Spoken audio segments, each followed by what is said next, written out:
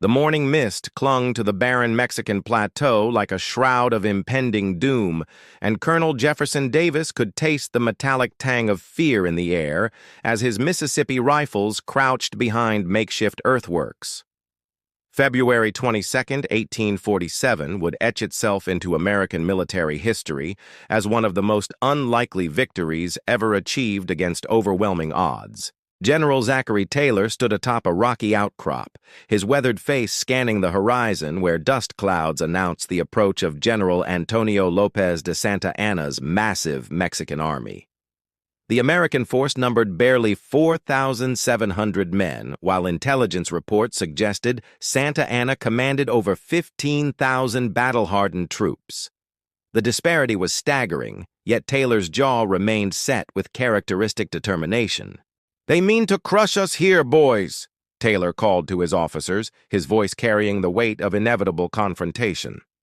The general's strategy was audacious in its simplicity. Hold the narrow pass near the hacienda of Buena Vista and force the numerically superior Mexican army to attack uphill through a confined space where their numbers would count for less. Captain Braxton Bragg adjusted his artillery pieces, knowing that his cannons would bear the primary responsibility for breaking Mexican charges. His battery of 6-pounders and 12-pounders represented the backbone of American firepower, positioned to create devastating crossfire across the anticipated battlefield. The young artillery officer understood that precision and timing would matter more than raw courage in the coming engagement. The American troops represented a curious mixture of regulars and volunteers, many having never faced combat against professional soldiers.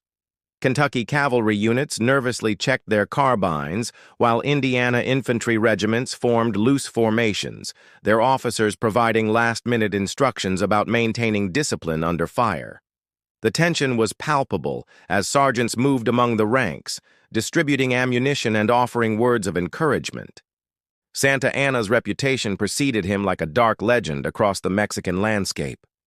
The general had earned his nickname, the Napoleon of the West, through a combination of tactical brilliance and ruthless determination. His army included elite grenadier units, experienced line infantry, and cavalry formations that had proven themselves in numerous engagements throughout Mexico's turbulent political history. As the sun climbed higher, the first Mexican scouts appeared on the distant ridgeline, their colorful uniforms gleaming in the harsh desert light. The sight sent a collective shiver through American ranks, for it represented the vanguard of an army that had crushed rebellion after rebellion throughout Mexico. Santa Anna had specifically chosen this moment to strike, believing that overwhelming force would shatter American resolve and drive Taylor's army back to Texas in complete disarray. General Taylor gathered his senior officers for a final conference, spreading a crude map across a wooden crate. The terrain favored defense if properly utilized, with deep ravines and rocky outcroppings providing natural barriers against cavalry charges. However, the American flanks remained vulnerable to envelopment, requiring constant vigilance and rapid response to Mexican probing attacks. The stakes extended far beyond this isolated battlefield in northern Mexico. President James Knox Polk's war aims depended upon American success, while Santa Anna viewed this engagement as his opportunity to restore Mexican pride and perhaps negotiate from a position of strength. Neither commander could afford defeat, setting the stage for a confrontation that would test every principle of military leadership and soldiers' courage. The earth trembled beneath thousands of marching feet as Santa Anna's magnificent army deployed across the plain below Buena Vista, their brass buttons and polished bayonets catching the afternoon sun like scattered diamonds. The Mexican general had orchestrated this moment with theatrical precision, knowing that the visual spectacle of his overwhelming force would demoralize the outnumbered Americans before the first shot was fired. Santa Anna himself cut an imposing figure as he rode along his lines, his elaborate uniform adorned with gold braiding and ceremonial decorations that proclaimed his status as Mexico's supreme military commander. His strategy relied upon classic European tactics adapted for New World warfare. Massive frontal assaults supported by artillery bombardments, with cavalry units positioned to exploit any breakthrough in enemy lines. The initial Mexican artillery barrage commenced at precisely 2 o'clock in the afternoon, with bronze cannons roaring in coordinated salvos that sent solid shot screaming across the intervening valley. American soldiers pressed themselves against the earth as cannonballs bounced and ricocheted among their positions, sending up clouds of dust and rock fragments that stung exposed skin and filled mouths with grit. Captain Bragg responded immediately, his gun crews working with practiced efficiency to lay their pieces and return fire. The American artillery, though vastly outnumbered, demonstrated superior accuracy and rate of fire, their shots finding targets among the densely packed Mexican formations. Each well-placed round created gaps in enemy ranks that were quickly filled by reserve companies, testament to the Mexican Army's discipline and organization. General Taylor moved constantly among his troops during the bombardment, his calm demeanor providing reassurance to soldiers experiencing their first taste of sustained artillery fire. The general's presence became legendary among the ranks, as he seemed to appear wherever courage wavered or positions came under the heaviest pressure. His simple uniform and unpretentious manner contrasted sharply with Santa Anna's theatrical display of authority. The first major Mexican assault struck the American left flank at approximately 3:30 in the afternoon, with columns of infantry advancing in tight formation behind a screen of skirmishers. These troops represented some of Mexico's finest units, veteran soldiers who had campaigned across their nation's vast territories and understood the mechanics of battlefield success. Their advance was methodical and professional, demonstrating the tactical expertise that had made Santa Anna's army feared throughout Latin America. Colonel Davis's Mississippi Rifles occupied the critical center-left position, their rifled muskets providing greater accuracy than the standard smoothbore weapons carried by most infantry units. These volunteers had trained extensively in marksmanship, and their disciplined volleys began taking a toll on advancing Mexican formations at ranges that would have been ineffective for conventional weapons.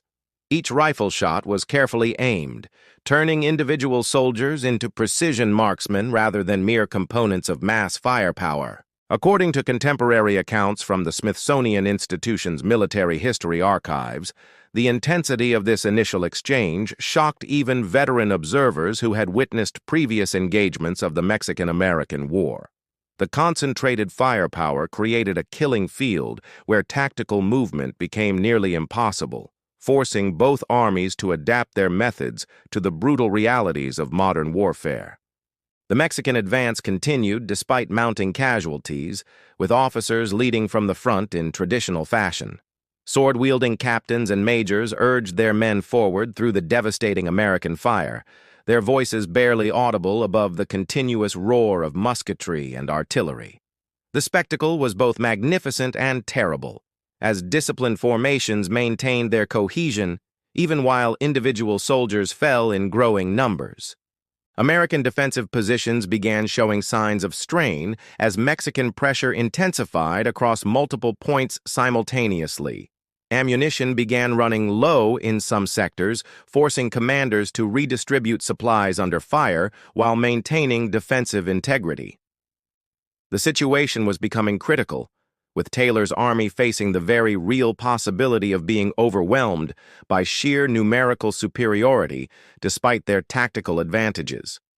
The afternoon sun cast long shadows across the battlefield as the first phase of Santa Anna's grand assault reached its climax, setting the stage for the desperate struggles that would define American military legend. Disaster struck the American center with the swiftness of a prairie thunderstorm as Mexican cavalry, led by General Anastasio Parodi, discovered a gap in the defensive line and poured through like a flood through a broken dam. The breakthrough occurred precisely where Taylor's intelligence had predicted the line was strongest, demonstrating Santa Anna's tactical brilliance in identifying and exploiting unexpected weaknesses. Colonel John Marshall Hardin's 2nd Illinois Infantry Regiment, found themselves caught in the open as Mexican horsemen swept around their flank, sabers flashing in the late afternoon light.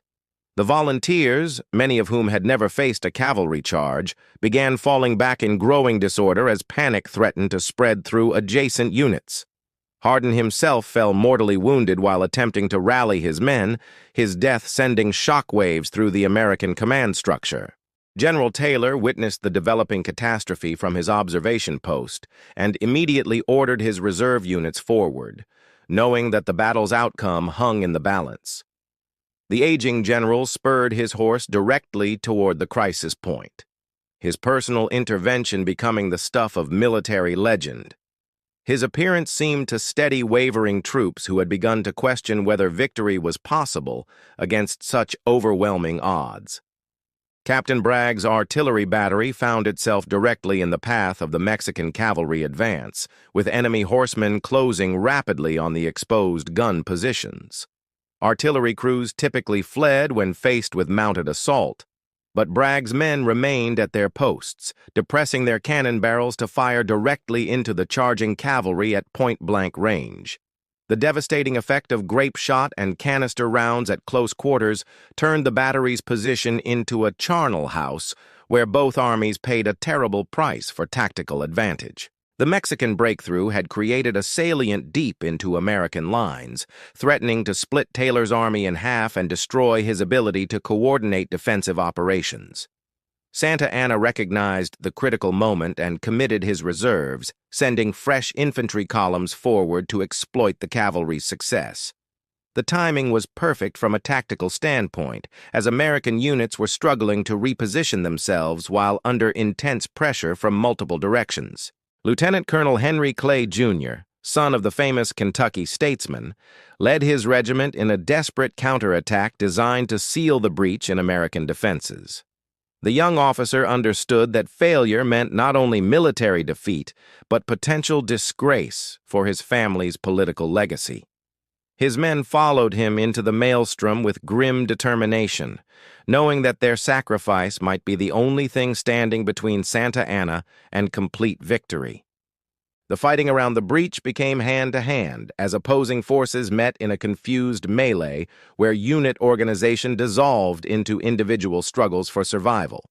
Bayonets crossed with sabers while musket butts served as clubs in a primitive dance of death that reduced warfare to its most basic elements. The noise was indescribable, a cacophony of shouts, screams, and clashing metal that could be heard miles away across the desert plateau. Mexican reinforcements continued pouring through the gap, threatening to overwhelm the American counterattack through sheer weight of numbers. Santa Anna's battle plan was unfolding exactly as intended, with coordinated pressure forcing Taylor's army toward the breaking point. The Mexican general could taste victory as his tactical superiority began translating into battlefield dominance. General Taylor found himself personally engaged in the fighting as Mexican cavalry penetrated deep enough to threaten his command post. The 62-year-old general drew his pistol and began directing the defense of his headquarters while simultaneously trying to coordinate the broader battle. His staff officers formed a protective circle around their commander, creating a small island of American resistance in an increasingly chaotic situation.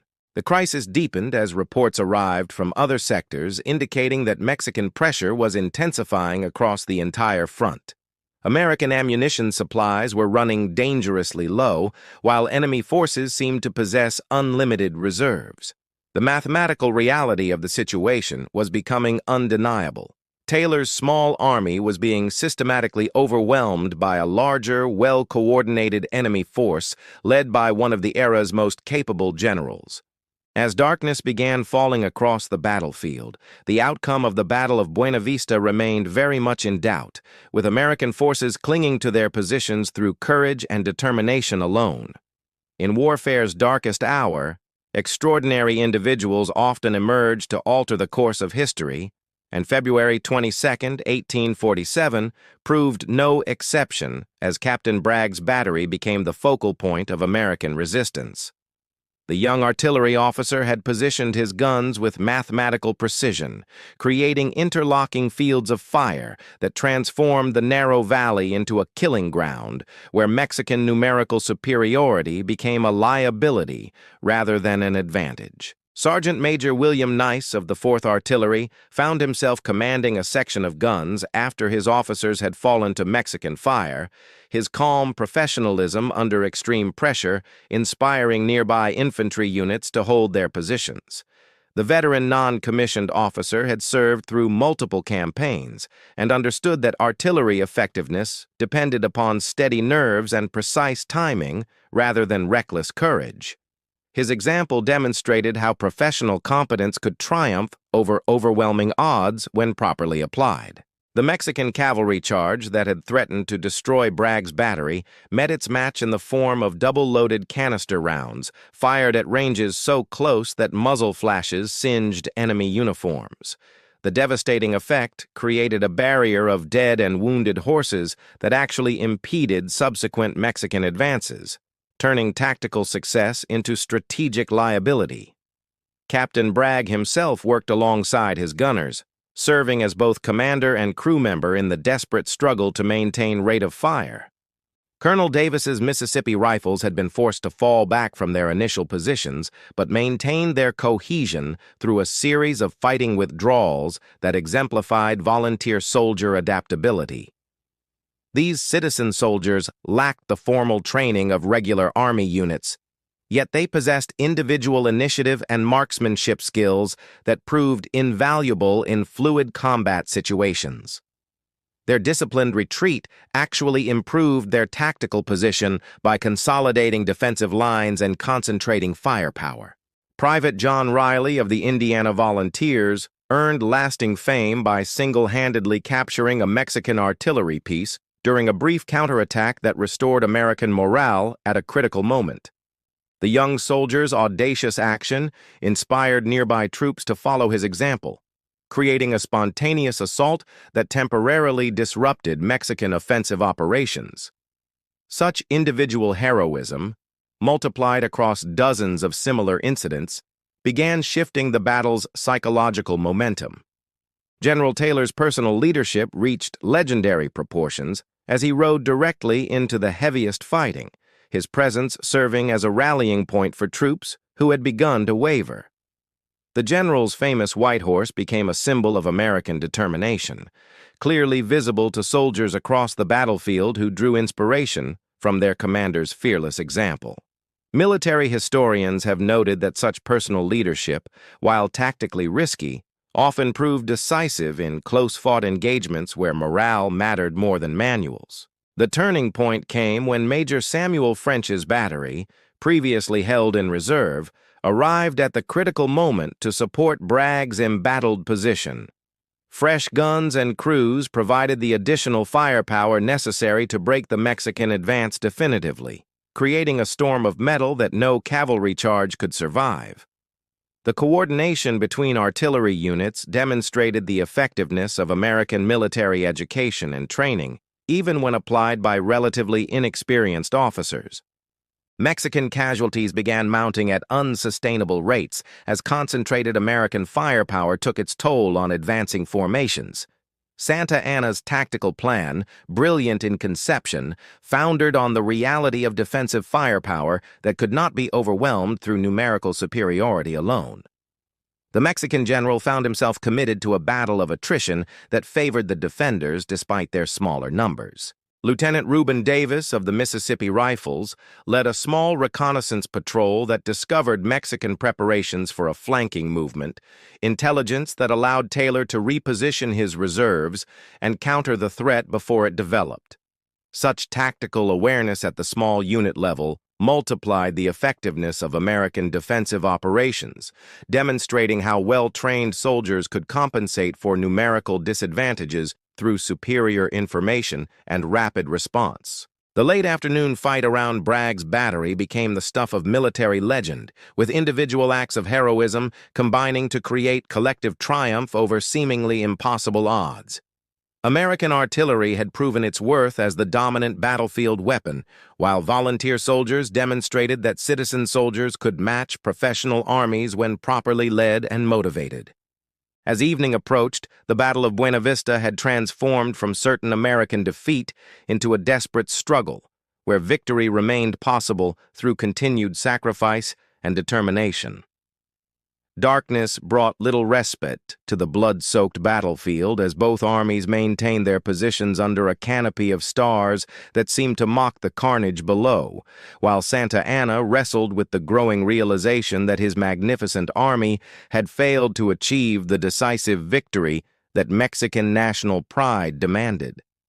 The night air carried the groans of wounded soldiers from both sides, creating a symphony of suffering that haunted even veteran campaigners who had witnessed the aftermath of numerous battles. American medical personnel worked frantically to treat casualties by lantern light, their limited supplies stretched beyond capacity as the scope of the day's fighting became apparent. Dr. Richard Satterlee, Chief Medical Officer of Taylor's Army, performed surgery in a makeshift field hospital established in an abandoned adobe building, his instruments crude by modern standards, but wielded with skill born of frontier necessity. The primitive conditions meant that many wounded soldiers faced agonizing choices between amputation and death from infection. General Santa Anna convened a council of war with his senior commanders, the atmosphere tense as reports arrived detailing the day's unexpected casualties among elite Mexican units. The grand assault had achieved tactical breakthroughs, but failed to produce strategic victory, leaving the Mexican army committed to a prolonged engagement that favored American defensive advantages.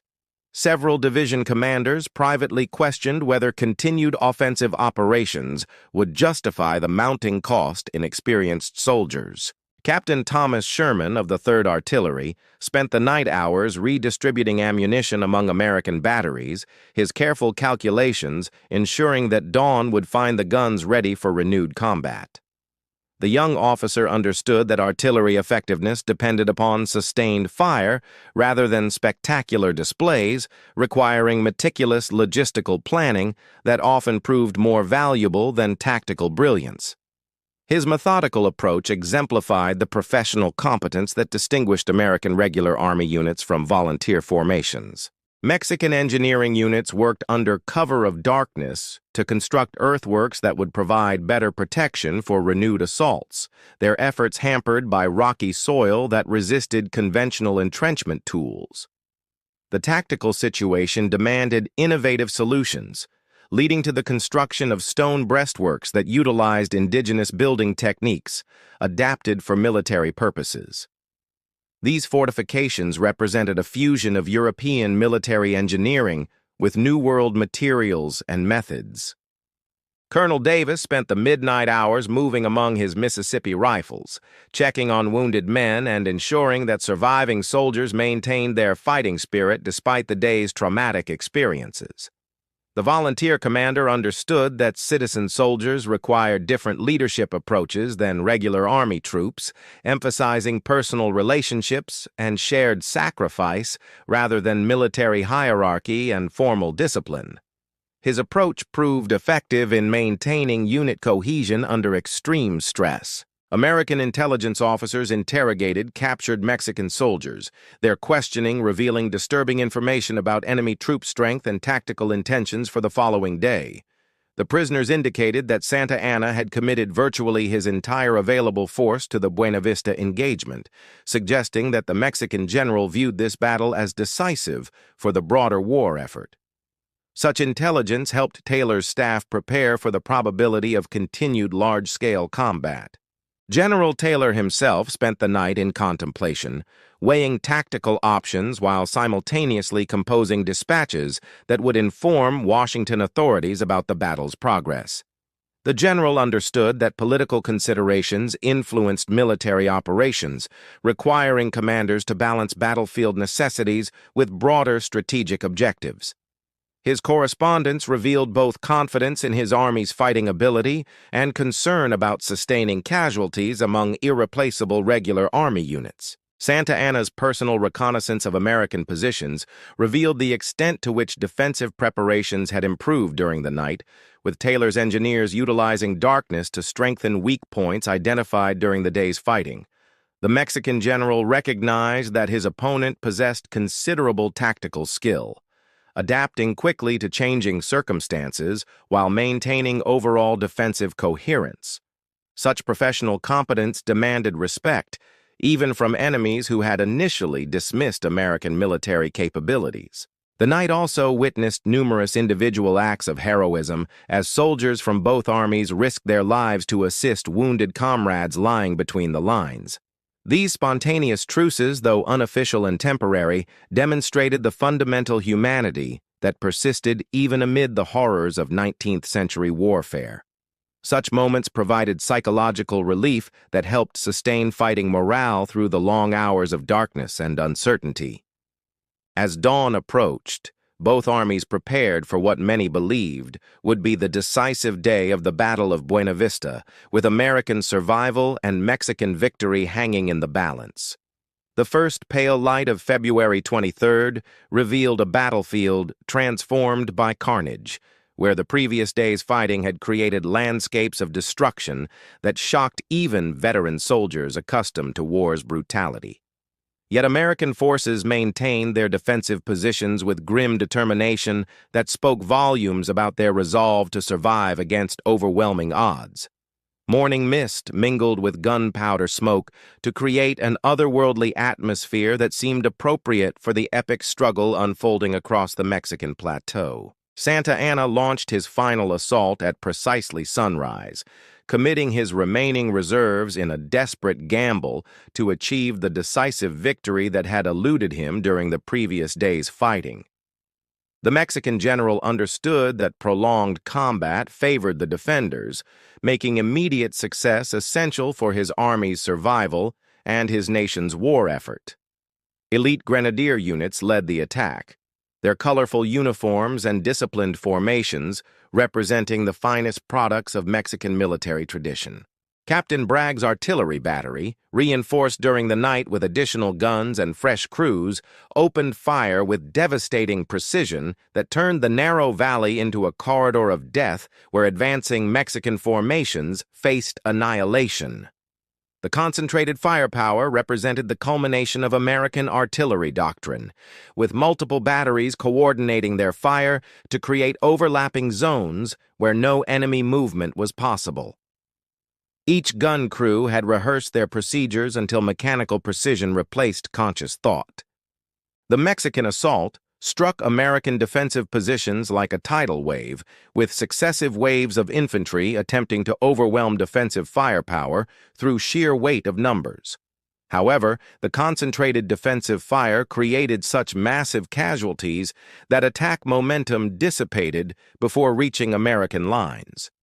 Bodies piled upon bodies in grotesque windrows that testified to the lethal effectiveness of modern military technology when properly employed by trained soldiers. Colonel Davis's Mississippi Rifles maintained their positions throughout the renewed bombardment, their rifled muskets providing precision fire that picked off Mexican officers and non-commissioned officers at ranges beyond effective return fire.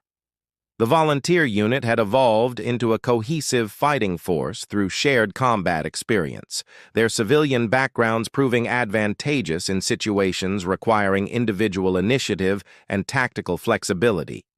Each man fought with the understanding that defeat meant death or capture far from home. General Taylor positioned himself where the fighting was heaviest, his personal example inspiring soldiers who might otherwise have wavered under the tremendous pressure of sustained combat. The general's horse had been killed beneath him, yet he continued moving among his troops on foot, seemingly oblivious to the bullets and artillery fragments that claimed lives around him.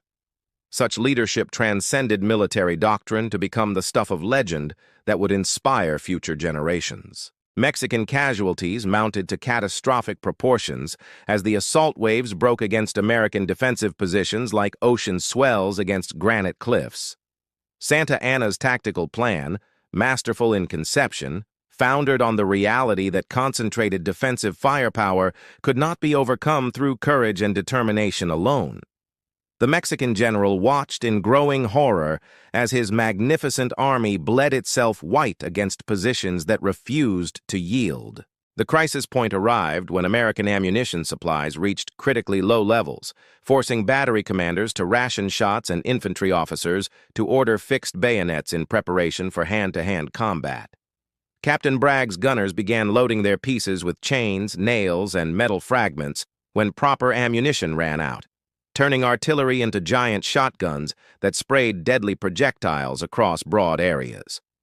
Such improvisation demonstrated the resourcefulness that often determined battlefield outcomes.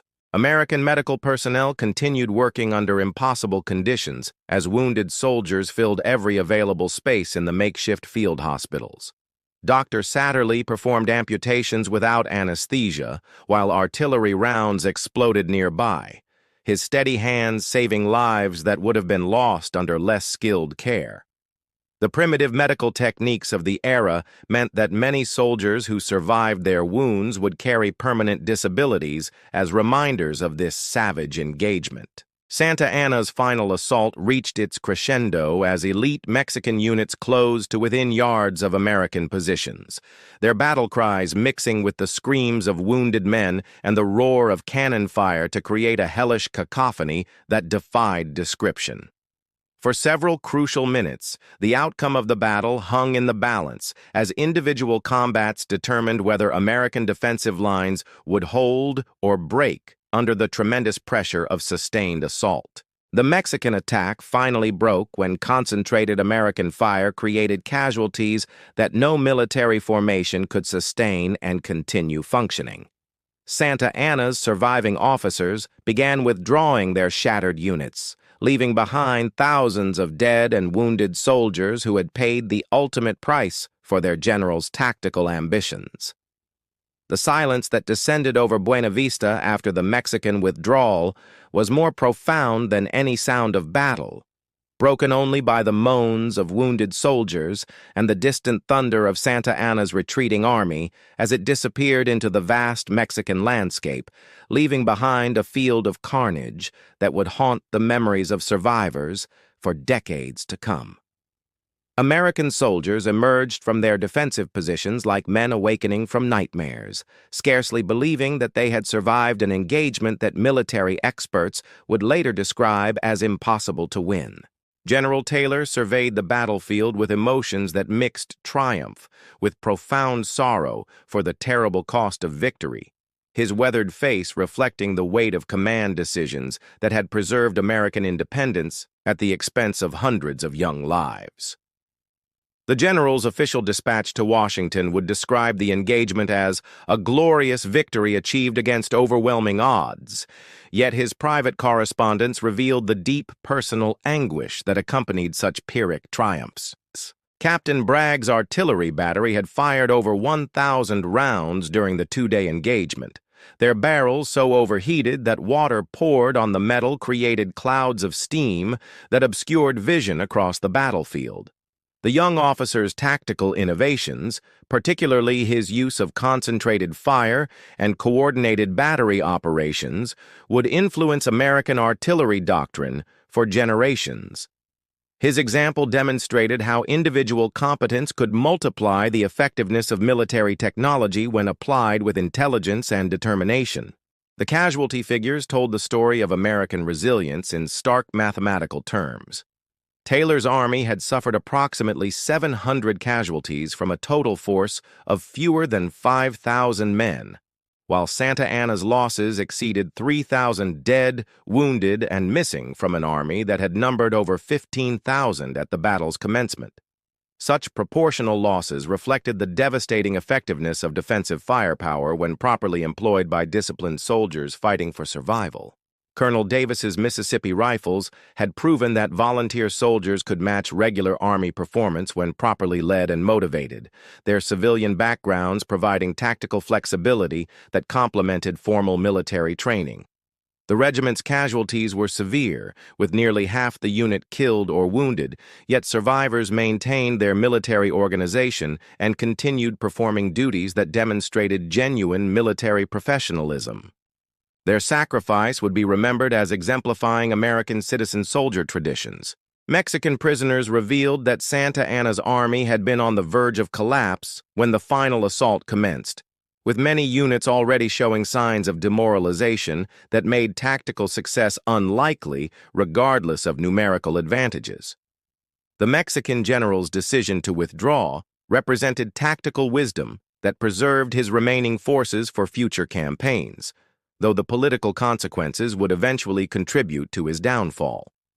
Professional military observers noted that even the most skilled commanders faced limitations when tactical doctrine proved inadequate for battlefield realities. American medical personnel worked for days treating wounded soldiers from both armies, their efforts demonstrating humanitarian principles that transcended national boundaries and military conflicts. Dr. Satterlee's field hospital became a model for subsequent military medical operations, his innovations in trauma treatment saving lives that would have been lost under traditional medical practices. The primitive conditions actually fostered creative approaches to wound care that advanced medical knowledge in unexpected ways. The strategic implications of the Battle of Buena Vista extended far beyond the immediate tactical situation, as American victory eliminated Mexican hopes for reconquering Texas and shifted the broader war's momentum decisively in favor of United States forces. Santa Anna's defeat opened the path to Mexico City for General Winfield Scott's expedition, ultimately leading to Mexican capitulation and the Treaty of Guadalupe Hidalgo that ended the Mexican-American War. Taylor's defensive success thus contributed directly to American territorial expansion that would define the nation's continental boundaries. News of the victory reached the United States after weeks of anxious waiting, with newspapers celebrating the triumph as validation of American military capabilities and national character. Public enthusiasm for the war effort increased dramatically, while Taylor's personal reputation soared to levels that would eventually carry him to the presidency. The battle became a symbol of American determination and military competence that influenced national self-perception for generations. The Battle of Buena Vista demonstrated that superior numbers and tactical skill could not guarantee victory when facing determined defenders fighting with advanced weapons and professional competence. American success resulted from a combination of factors: exceptional leadership, technological advantages, defensive terrain, and individual courage that compensated for numerical disadvantages. The engagement would be studied in military academies as an example of how smaller forces could defeat larger armies through superior preparation, tactical innovation, and unwavering determination in the face of seemingly impossible odds. The legacy of Buena Vista lives on as testament to the proposition that free citizens, properly led and motivated, could triumph over any military challenge when fighting for principles they considered worth the ultimate sacrifice.